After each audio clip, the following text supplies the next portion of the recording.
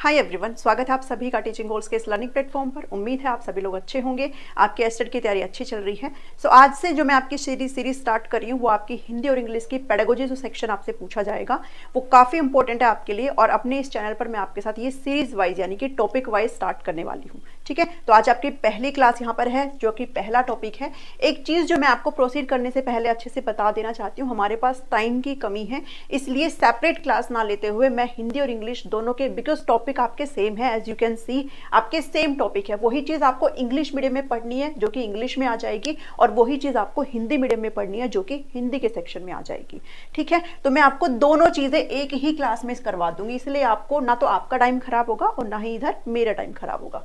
ठीक है, तो पहला टॉपिक है लैंग्वेज एक्विजिशन एंड लर्निंग, जो कि हिंदी में आपका भाषा अधिग्रहण, अर्जन एवं अधिगम यहाँ पर कहलाया जाएगा। जब आपका हिंदी का जो सिलेबस अगर आपने देखा है तो वहां पर आपको इंग्लिश में लिखा है, लेकिन इसका मतलब ये नहीं है कि आपको पेपर में इंग्लिश में आएगा, आपको पेपर में हिंदी में आएगा। ठीक है, अगर मान लो कोई एक क्वेश्चन है, ऐसे पूछ ले, अगर अर्जन और अधिगम से अगर आपका क्वेश्चन है तो फिर अर्जन और अधिगम करके आपको हिंदी में पूछेगा और लैंग्वेज एक्विजिशन और लर्निंग आपसे इंग्लिश में पूछेगा। बिकॉज सबको पता है भाई हिंदी का पेपर ओनली हिंदी में आता है और इंग्लिश का पेपर ओनली इंग्लिश में आता है। समझ में आया मैंने क्या बोला है? ठीक है, तो आपका जस्ट आपका और मेरा दोनों का यहाँ पर समय बच जाएगा।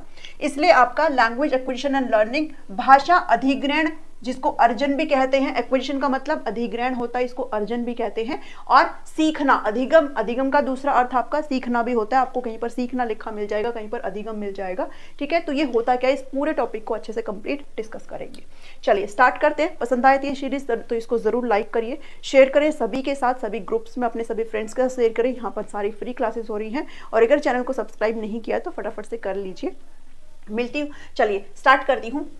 एचटेट के लिए है भैया हिंदी और इंग्लिश पेडागोजी क्लास। स्टार्ट करते हैं। सबसे पहले लैंग्वेज एक्विजिशन को समझे, लर्निंग को समझे। इससे पहले आपको भाषा क्या होती है ये पता होना चाहिए है, और ये हम सबको पता है भाषा क्या होती है।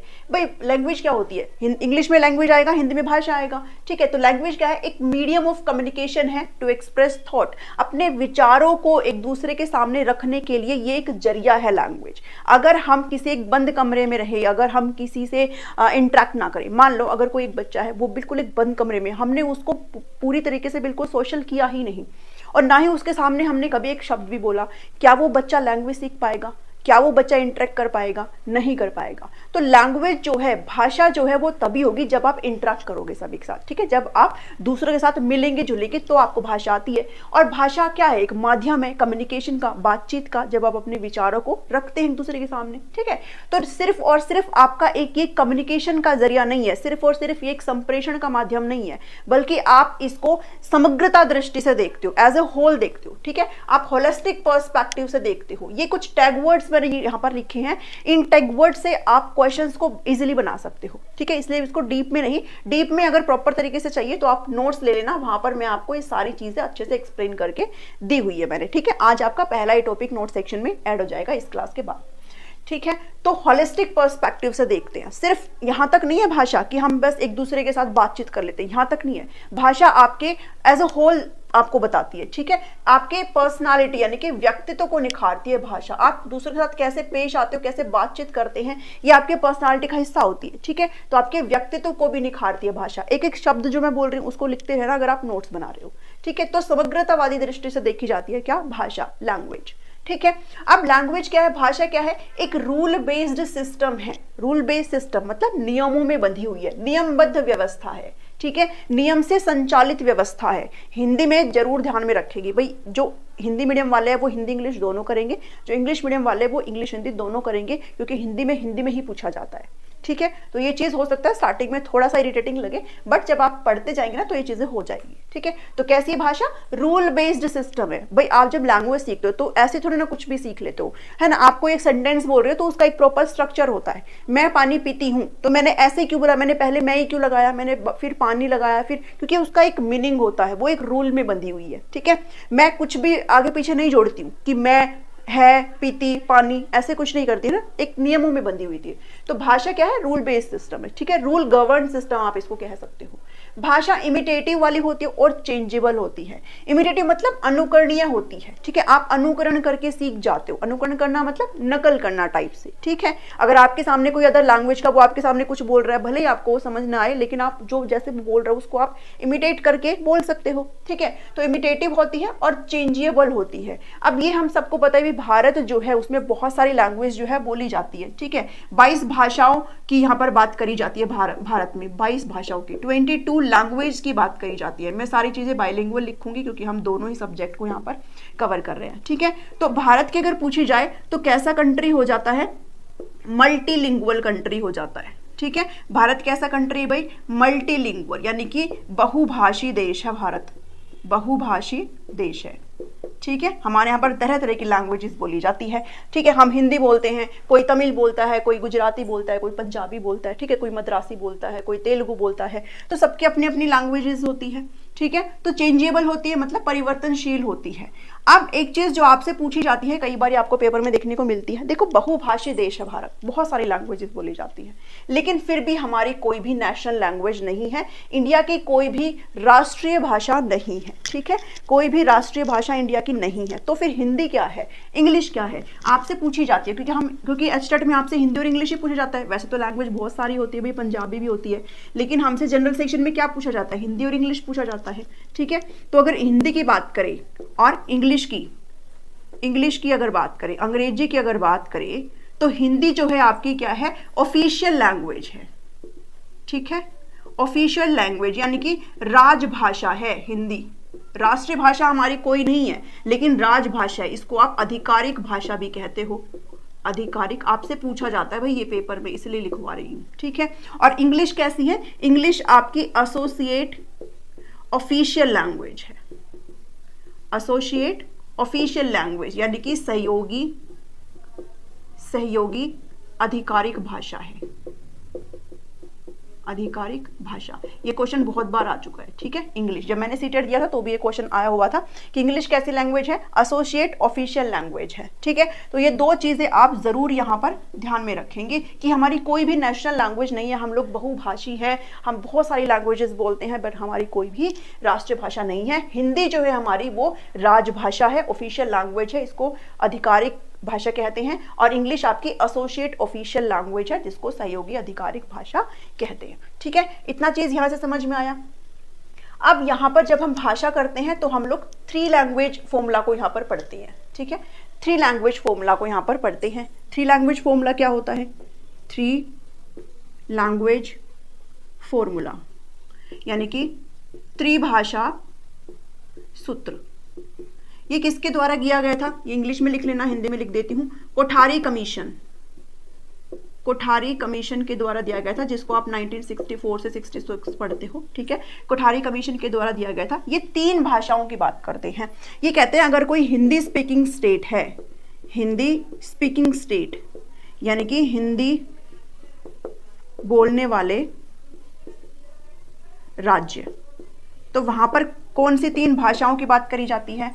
और जो नॉन हिंदी स्पीकिंग स्टेट है, नॉन हिंदी स्पीकिंग स्टेट, गैर हिंदी भाषी क्षेत्र लिख सकते हो, ठीक है। ये हिंदी भाषी क्षेत्र, हिंदी बोलने वाले राज्य जो कुछ भी है, ये गैर हिंदी भाषी क्षेत्र आप लिख सकते हो, ठीक है। इसके अंदर कौन सी 3 लैंग्वेज? देखो हिंदी स्पीकिंग स्टेट है, तो यहाँ पर जो है आपकी सबसे पहली जो लैंग्वेज कौन सी होगी? वो आपकी हिंदी होगी, क्योंकि हिंदी स्पीकिंग है ना। सबसे पहली लैंग्वेज आपकी कौन सी? हिंदी होगी।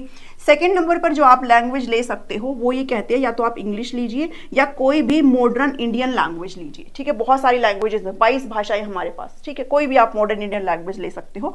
और तीसरे नंबर पर आप वो लैंग्वेज लेंगे जो आपने सेकंड नंबर पर चूज नहीं करी है। मान लीजिए आपने अगर MIL चूज नहीं करी है, कोई भी मॉडर्न इंडियन लैंग्वेज, आधुनिक जो भारतीय भाषा, अगर उसका आपने नहीं यूज किया है सेकंड लैंग्वेज पर, तो आप यहाँ पर मॉडर्न इंडियन लैंग्वेज रख सकते हो, यानी कि आधुनिक भारतीय भाषा रख सकते हो। अगर यहाँ पर आपने MIL लिया है तो यहाँ पर आप इंग्लिश ले सकते हो, ठीक है। तो इस तरीके से 3 भाषा की बात करते हैं जो हिंदी स्पीकिंग स्टेट है उसके बारे में। और जो नॉन हिंदी स्पीकिंग गैर हिंदी भाषी क्षेत्र है, तो गैर हिंदी भाषी क्षेत्र है तो मतलब हिंदी नहीं बोलते, तो इनकी कोई रीजनल लैंग्वेज होगी, इनकी कोई क्षेत्रीय भाषा होगी, ठीक है, जिसको मदर टंग बोलते हैं। मदर टंग क्या होता है अभी बताते हैं। ठीक है, मदर टंग बोलते हैं। और यहाँ पर इनके अगर कोई रीजनल लैंग्वेज है तो दूसरी भाषा क्या होगी भाई, दूसरी भाषा हिंदी होगी, और तीसरी भाषा या तो इंग्लिश होगी या कोई भी मॉडर्न इंडियन लैंग्वेज होगी। ठीक है, तो ये कहना है किसका, ये कहना है कोठारी कमीशन का, जिन्होंने त्रिभाषी सूत्र यहाँ पर दिया है, 3 लैंग्वेज फॉर्मूला दिया है। जो हिंदी भाषी क्षेत्र है उसमें 3 भाषाएं, और जो गैर हिंदी भाषी क्षेत्र है उसमें 3 भाषाओं की यहाँ पर बात की जाती है। ठीक है, इतना यहाँ से समझ में आया। अब बढ़ चलते हैं आपके टॉपिक की तरफ। अभी तक हमने भाषा को समझा था, ठीक है, अब टॉपिक की तरफ बढ़ चलते हैं, जो कि आपका लैंग्वेज एक्विजिशन और आपका लर्निंग है। ठीक है, अब बढ़ चलते हैं। चलो, एक्विजिशन क्या होता है और लर्निंग क्या होता है, डिफरेंसेस के माध्यम से करेंगे। ठीक है, देखो, एक्विजिशन मतलब वो भाषा होती है। एक्विजिशन करना मतलब ग्रहण करना, जिसको आप बिना किसी प्रयास के ग्रहण कर लेते हो। जो कोई भी बच्चा पैदा होता है तो उसके घर में जो भाषा बोली जाती है वो सबसे पहले सीखता है। ठीक है, अगर मान लो किसी ने किसी तेलुगु परिवार में अगर जन्म लिया है तो वो बच्चा सबसे पहले हिंदी थोड़ी सीखेगा, वो क्या सीखेगा, वो तेलुगु भाषा सीखेगा। यानी कि जो उसके माता पिता भाषा बोलते हैं, जो उसके घर परिवार में भाषा बोली जाती है, वो भाषा क्या कहलाती है, वो एक्विजिशन कहलाता है। जो उसने अपने एनवायरमेंट से कहीं ना कहीं अर्जित कर ली है, वो क्या है, वो उसकी मदर टंग होती है ये। ठीक है, मातृभाषा होती है। जैसे हम लोग हैं, हम क्या बोलते हैं भाई, हम लोग हिंदी बोलते हैं। ठीक है, तो हमारी जो मदर टंग है वो क्या कहलाई जाएगी भाई, चाहे कोई भी हो, पंजाबी बोलते हैं तो उनकी पंजाबी हो जाएगी मदर टंग। ठीक है, जो आपके घर में भाषा बोली जाती है वो आपकी एक्विजिशन हो जाता है, वो आपकी क्या है, लैंग्वेज का एक्विजिशन है। और लर्निंग मतलब जब भी आप कोई भाषा सीखते हो, जब आप स्कूल में जाते हो, आप मेहनत करते हो, उसके रूल्स वगैरह पढ़ते हो, तो वो भाषा कौन सी कहलाती है, वो आपकी लर्निंग कहलाती है। यानी कि आप इसको सीख रहे हैं, और इस भाषा को आप सीखते नहीं है, वो आप नेचुरली क्या कर लेते हैं, अपने अंदर धारण कर लेते हैं। ठीक है, अब इसमें जो हम पेडागोजी में पढ़ते हैं वो आपसे पूछा जाता है, जैसे मदर टंग है। ठीक है, मदर टंग, इसको हिंदी में क्या बोलेंगे, मातृभाषा इसको हिंदी में बोलेंगे। ठीक है, इसको घर परिवार की भाषा भी बोलते हैं, कैसे भी नाम आपको दे करके लिख सकते हैं, घर परिवार की भाषा। ये सारी किसकी भाई, एक्विजिशन की बात कर रहे हैं, अर्जन की बात कर रहे हैं। ठीक है, जो आपकी मदर टंग है, मातृभाषा, जो आपके घर परिवार में बोली जाती है। आपके पर्यावरण की भाषा, पर्यावरण यानी कि एनवायरमेंटल लैंग्वेज, अपने एनवायरमेंट के अंदर बोली जाने वाली भाषा। ठीक है, इतना यहां समझ में आया। उसके बाद इसको पहली भाषा भी बोलते हैं, पहली भाषा यानी कि फर्स्ट लैंग्वेज, फर्स्ट लैंग्वेज। ठीक है, तो आपकी जो फर्स्ट लैंग्वेज है वो हमेशा कैसी होनी चाहिए, वो हमेशा आपकी मदर टंग होनी चाहिए, जिसको आप मातृभाषा कहते हो। और ये सारा क्या है, यही आपका एक्विजिशन है। लर्निंग का मतलब क्या होता है, लर्निंग का मतलब क्या होता है भाई, हम लोग इंग्लिश, जब हम लोग पैदा हुए थे, ठीक है, अब हम हिंदी बोलने वाले हैं, तो हम जब पैदा हुए थे तो हमने इंग्लिश थोड़े ना सीखी थी। इंग्लिश हमने कहाँ सीखी, इंग्लिश हमने स्कूल में सीखी। तो इंग्लिश हमारी कौन सी भाषा हो गई, इंग्लिश हमारी लर्निंग हो गई, एक्विजिशन नहीं हुई है हमारी, कैसी है, लर्निंग है। ठीक है, ये हम प्रॉपर तरीके से रूल्स वगैरह से सीखते हैं, जो कि हमारी सेकेंड लैंग्वेज कहलाती है। सेकेंड लैंग्वेज यानी कि दूसरी भाषा, दूसरी भाषा इसको आप कहते हो। ठीक है, ये आपके टारगेट लैंग्वेज कहलाती है, जिसको आप लक्ष्य भाषा बोलते हो। ठीक है, यही आपकी फॉरेन लैंग्वेज भी कहलाती है, फॉरेन लैंग्वेज, जिसको आप विदेशी भाषा बोलते हो। इतना समझ में आया। तो ये सारे जो टर्म्स है ना, इसको आप ध्यान में रख लेना। सिंपल सी भाषा में बात करें तो एक्विजिशन का मतलब होता है जो भाषा आप बिना किसी डेलिब्रेट तरीके से सीखते हो, जो आप खुद से एक्वायर कर लेते हो नेचुरली, वो आपका एक्विजिशन है। और जो आप स्कूल वगैरह में जाकर के बढ़िया तरीके से लर्निंग से, टीचर से, किसी से सीखते हो, तो वो आपकी लर्निंग कहलाती है। ठीक है, तो ये समझ में आया। ये आपकी अनकॉन्शियस प्रोसेस होती है, अचेतन होता है। कॉन्शियस क्या होती है, सब कॉन्शियस, अनकॉन्शियस, ये हमने फ्रूड के टाइम पे पढ़ा है। ठीक है, अनकॉन्शियस मतलब इसमें आपको इतना दिमाग नहीं लगाना पड़ता, ये अपने आप सीख लेते हो, नेचुरली आप इसको सीख लेते हो। ठीक है, प्राकृतिक रूप से आप इसको सीख लेते हो, इसमें आपको डेलिब्रेट नहीं होना पड़ता है। ठीक है, डेलिब्रेट मतलब आप अपने आप को झोंकना नहीं पड़ता इसमें।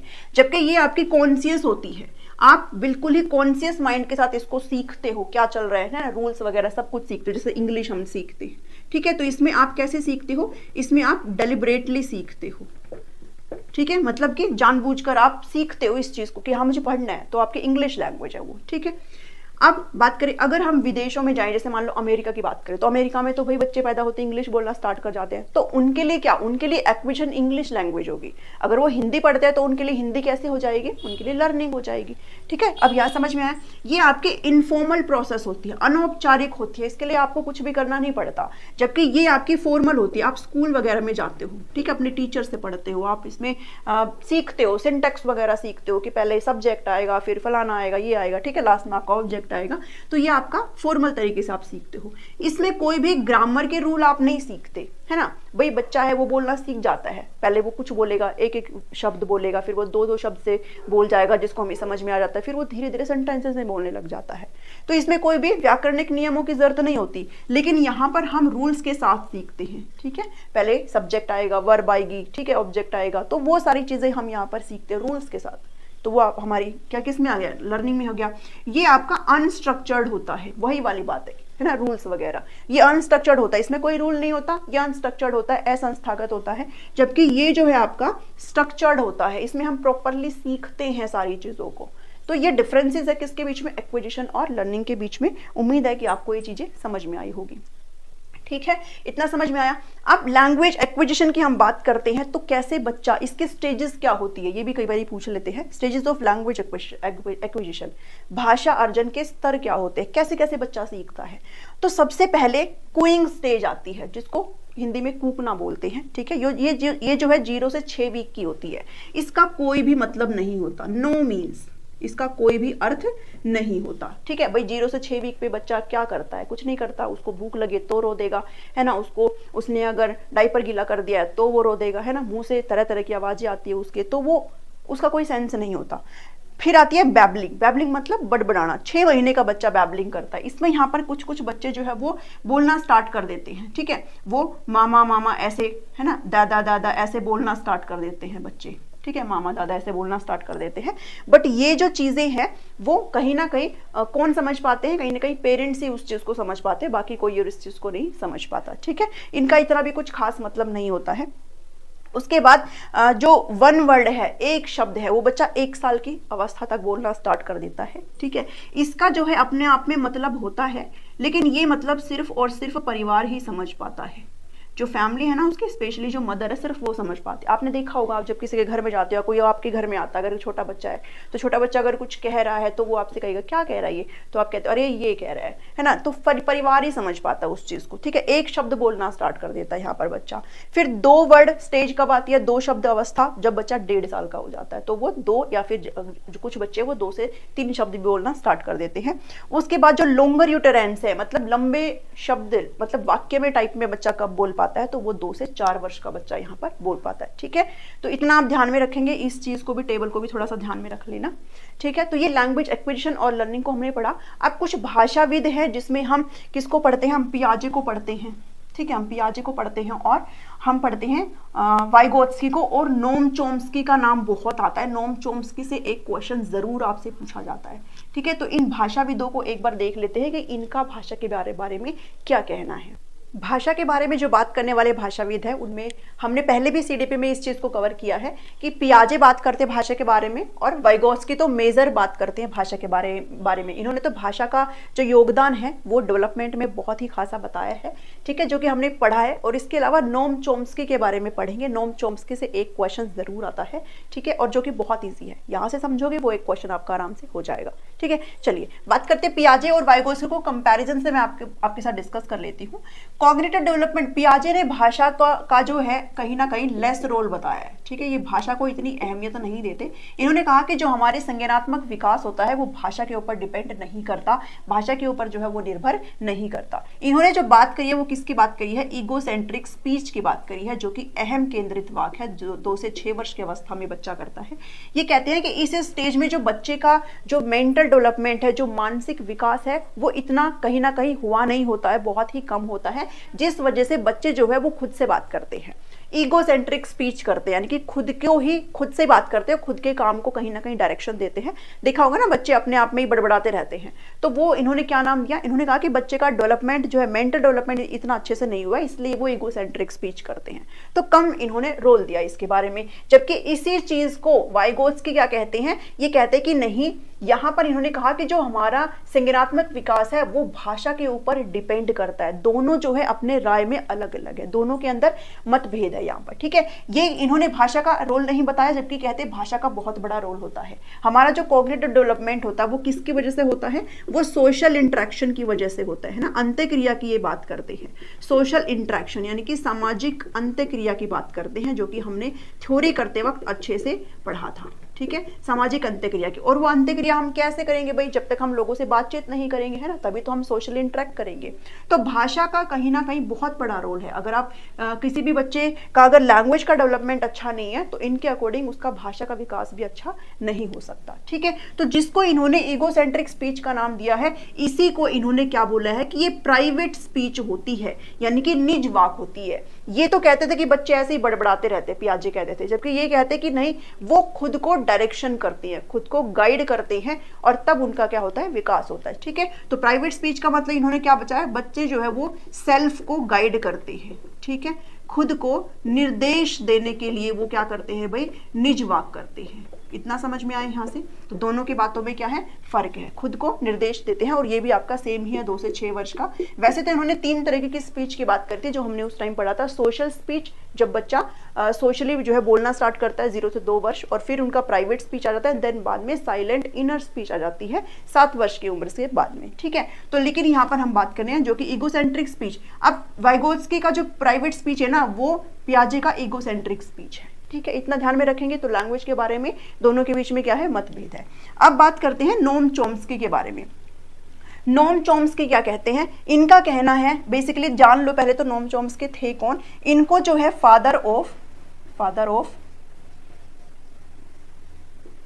लैंग्वेज डेवलपमेंट, यानी कि इनको जनक कहा जाता है, किसका, भाषा विकास का, भाषा विकास का। इसके अलावा इनको मॉडर्न लैंग्वेज डेवलपमेंट का जनक भी कहा जाता है, यानी कि आधुनिक भाषा विकास के जनक, ठीक है। तो चॉम्स्की बहुत ही इंपॉर्टेंट पर्सनालिटी है भाई, जरूर ध्यान में रखेंगे, बहुत बड़े भाषाविद थे ये, ठीक है। तो फादर ऑफ लैंग्वेज डेवलपमेंट और मॉडर्न लैंग्वेज डेवलपमेंट हिंदी में मैंने लिख दिया है, ठीक है। इसके अलावा इन्होंने ये जो लैंग्वेज की थ्योरी दी है, ये क्या थी, इनकी भाषा का सिद्धांत था, ठीक है। तो इस भाषा के सिद्धांत को क्या बोला जाता है, साइको लिंग्विस्टिक थ्योरी इसको बोला जाता है, ठीक है। यानी कि मनोभाषिक